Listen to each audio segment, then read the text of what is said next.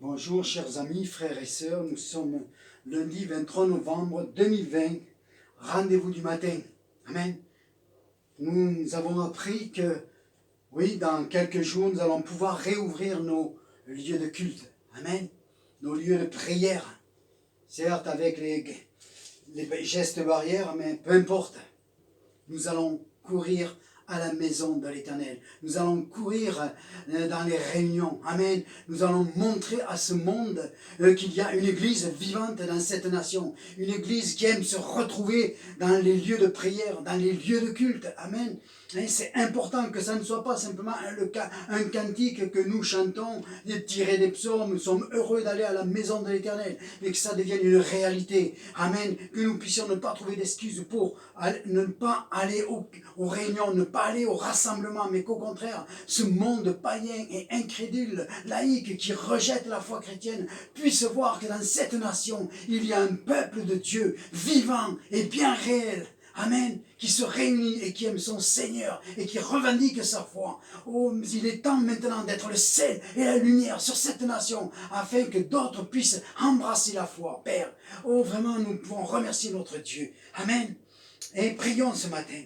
Père, merci pour cette semaine qui nous commence. Merci, nous allons la vivre avec toi. Merci pour les paroles que tu vas me communiquer afin que mon pied ne dévie pas de la destinée que tu as prévue pour moi.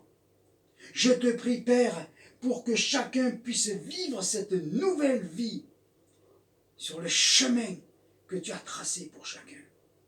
Père, je veux te prier ce matin, début de semaine, pour les enfants qui reprennent l'école, les lycéens, les universitaires, tous ceux qui sont là, dans les situations que sont les leurs, qui puissent, Seigneur, travailler avec force et succès et compter sur ta présence et ton amour. Je te prie pour ceux qui travaillent.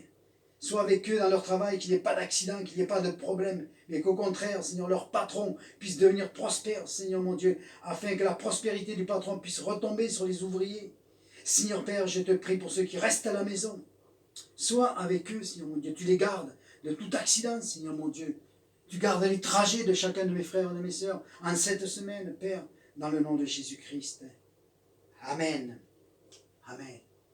Nous allons continuer sur la première épître aux Thessaloniciens que nous avions laissée au verset 4 samedi. Et donc, nous allons voir si quelques pensées que nous pouvons tirer pour ce matin. Verset 5 de la première épître aux Thessaloniciens. Car notre évangile n'est pas venu jusqu'à vous en parole seulement, mais aussi en puissance, dans le Saint-Esprit et en beaucoup d'assurance, de persuasion, suivant les versions. Vous savez en effet quel genre d'hommes nous avons été parmi vous à cause de vous. Et vous êtes devenus nos imitateurs et ceux du Seigneur, ayant reçu la parole au milieu de beaucoup d'afflictions avec la joie du Saint-Esprit. En sorte que vous êtes devenus un modèle pour tous les croyants en Macédoine et en Achaïe. Car la parole du Seigneur a retenti auprès de vous, non seulement en Macédoine et en Achaïe, mais en tout lieu. Votre foi envers Dieu s'est répandue de sorte que nous n'avons besoin de rien en dire. Car eux-mêmes racontent à notre sujet quelle entrée nous avons eue auprès de vous et comment vous vous êtes tournés des idoles vers Dieu pour servir un Dieu vivant et vrai et pour attendre des cieux son Fils qu'il a ressuscité des morts, Jésus, qui nous délivre de la colère à venir. Amen. Amen. Voyons quelques versets. Le verset 5 nous parle que Paul prêchait avec une pleine persuasion, avec beaucoup d'assurance. Amen. Mais avec la puissance et le Saint-Esprit. Amen. Pas simplement la puissance dans les paroles et dans les enseignements. Non, non. Il y avait la puissance du Saint-Esprit qui accompagnait Paul. Et la puissance du Saint-Esprit se voyait. Comment elle se voyait? Il y avait des signes, des prodiges et des miracles. Amen. Et l'évangile encore aujourd'hui doit être suivi pas simplement de discours, mais des actes du Saint-Esprit. Il faut que le Saint-Esprit puisse poser des actes. Amen. Et pour cela, vous voyez, Paul dit qu'il prêchait avec beaucoup d'assurance. Mais nous voyons à travers les lettres que Paul demandait à l'Église de prier continuellement afin que des portes s'ouvrent et qu'il puisse prêcher avec assurance et persuasion. Amen. L'Église a besoin de prier pour ceux qui prêchent. Amen. Plutôt que de critiquer ou de juger le pasteur de l'Église, prie pour lui, pour qu'il prêche avec assurance et que le Saint-Esprit l'accompagne. Voilà ce que faisait Paul. Les choses n'ont pas changé. Jésus est le même hier, aujourd'hui et éternellement. Amen.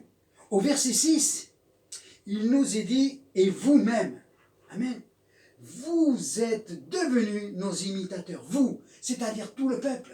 Amen. Tout le peuple avançait comme un seul homme. Et tout le peuple était des modèles de Paul, comme ils étaient du Seigneur. Amen. Tout le peuple avançait d'un même cœur, d'une même âme, unis, soudés ensemble, comme nous l'avons déjà dit. Amen. Le vous nous montre que nous devons tous avancer ensemble dans un même but, l'avancement du royaume de Dieu avant le retour de Jésus. Amen. Ça, c'était important. Amen. De vraiment... Et il est dit dans ce verset 6 qu'il y avait la joie du Saint-Esprit. Amen. C'est vrai qu'à la prédication, il peut y avoir des temps de repentance et de larmes. Amen. Mais ces larmes nous amènent à la joie du salut. Amen. Le Saint-Esprit nous amène la joie. Amen. Ça fait partie du fruit de l'Esprit, la joie. Malgré, comme nous pouvons le voir, malgré les tribulations dans lesquelles les Thessaloniciens se trouvaient. Et aujourd'hui, dans la situation de crise dans laquelle nous sommes avec le Covid, l'Église devrait être un modèle de joie. Amen. Pourquoi? Parce que les soucis ne sont pas là. Oui, les soucis sont là. Mais nous nous reposons sur le rocher qui est Jésus-Christ. C'est ça la bonne nouvelle. Il nous tient, il nous conduit malgré l'épreuve qui est là. Amen. Nous devrions être comme les amis de Daniel dans la fournaise. Nous comptons sur le quatrième homme. Le quatrième homme qui est Jésus-Christ. Amen. Qui les a épargnés de la fournaise. Et nous aussi, le Seigneur va nous épargner. Cette fournaise dans laquelle nous nous trouvons et dans laquelle nous ne sommes pas encore prêts de sortir. Car même si le virus se calme ou qu'on le stoppe avec des vaccins, pour ceux qui veulent se faire piquer, mais il y aura la suite financière. La crise n'est pas finie. La fournaise est là. Et elle ne s'arrêtera pas jusqu'au retour de Jésus-Christ. Amen. C'est clair à ce niveau-là. Verset 9. Verset 9. Car eux-mêmes racontent au sujet quelle entrée nous avons eue auprès de vous et comment vous vous êtes tournés des idoles vers Dieu. Comment vous avez abandonné vos idoles pour vous convertir à Dieu. Amen. Se convertir pleinement, faire demi-tour. C'est ça la conversion. C'est pas simplement demander pardon parce qu'on nous a bien parlé du sacrifice de Jésus. Merci, c'est déjà une bonne chose. Mais nous devons nous détourner des idoles. Nous devons nous détourner du monde. Amen. Et une des premières des idoles que nous devons laisser derrière nous, c'est la cupidité qui est une idolâtrie. Et aucun idolâtre ne rentrera dans le royaume de Dieu. Et puis il y en a d'autres d'idoles. Mais déjà, délaissons celle-là pour pouvoir aider dans l'avancement du royaume de Dieu. Amen. Et comment vous avez abandonné les idoles pour vous tourner vers le Dieu vivant et vrai. Il n'y en a qu'un. Amen. Un seul Dieu est vivant. Le Père qui est au ciel, son Fils et le Saint-Esprit qui nous communique toute la révélation et l'amour de Dieu dans nos cœurs. Amen. Et nous avons le verset 10 qui nous dit ceci. Pour attendre des cieux son Fils qu'il a ressuscité des morts. Quand nous nous convertissons, nous nous tournons vers le Dieu vivant et vrai. Et quand nous le faisons, c'est parce que nous avons été touchés par l'évangile de Jésus-Christ et que nous savons qu'il revient nous chercher. Amen. Il revient nous chercher. Nous levons la tête. Tous ces événements nous parlent de son retour. Amen. Réjouissons-nous. Soyons dans la paix, dans la joie et dans l'allégresse, dans l'attente de la venue de notre Seigneur. Parce que les signes sont là. J'en ai parlé ce dimanche matin, je le reprends pour ceux qui n'étaient pas sur les ondes. Mais de quoi nous parle le monde païen aujourd'hui? D'une mondialisation, d'une dictature mondiale qui est en train de se mettre en place. Certains païens parlent de moments effrayants qui sont devant nous. Amen.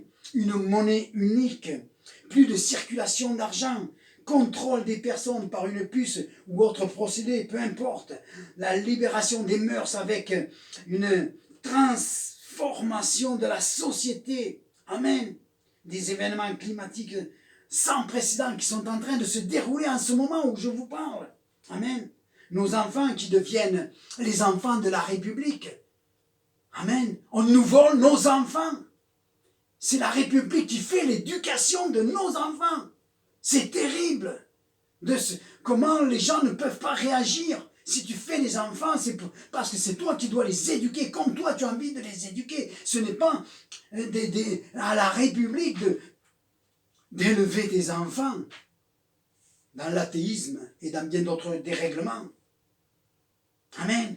Que nous puissions réaliser que nous sommes à la fin. Toutes ces choses, Jésus en avait parlé. Toutes ces choses, Jésus nous a dit, quand vous verrez ces choses, veillez, priez, préparez-vous. Amen. Et c'est pour cela qu'en sortant de ce confinement, nous allons nous retrouver tous unis dans la prière, d'un même corps, dans l'attente de notre Seigneur Jésus-Christ. Pourquoi? Parce qu'un jour de colère s'en vient sur la terre. Voyez-vous, les hommes se rient. Hein? Certains éminents hommes dans notre nation enseignent dans les hautes écoles de notre nation. Regardez ces chrétiens, dans quel obscurantisme ils se trouvent. Ils attendent la cavalerie avec les trompettes pour venir les délivrer. Quel obscurantisme! Mes amis, restons fermes dans la foi. Oui, la cavalerie va venir. Oui, les trompettes vont sonner et nous allons monter vers le ciel. Amen. Et la colère de Dieu va s'abattre. Et ceux qui se moquent aujourd'hui, ce ne sauront plus où se mettre devant la colère de l'agneau. Ça, c'est ce que la Bible nous raconte. Alors ce matin, soyons des fervents dans la foi. Amen. Père, je te remercie pour ces instants, Seigneur. Je te remercie pour ces quelques versets, Seigneur, qui à la fois nous encouragent, Seigneur mon Dieu, à relever la tête parce que tu reviens, Seigneur. Alléluia. Je veux, Seigneur mon Dieu, encore répéter, Seigneur, ce verset. Hein? Attendre des cieux son Fils qu'il a ressuscité des morts, Jésus, qui nous a délivrés de la colère à venir. Père, je te remercie dans le nom de ton Fils Jésus-Christ. Amen.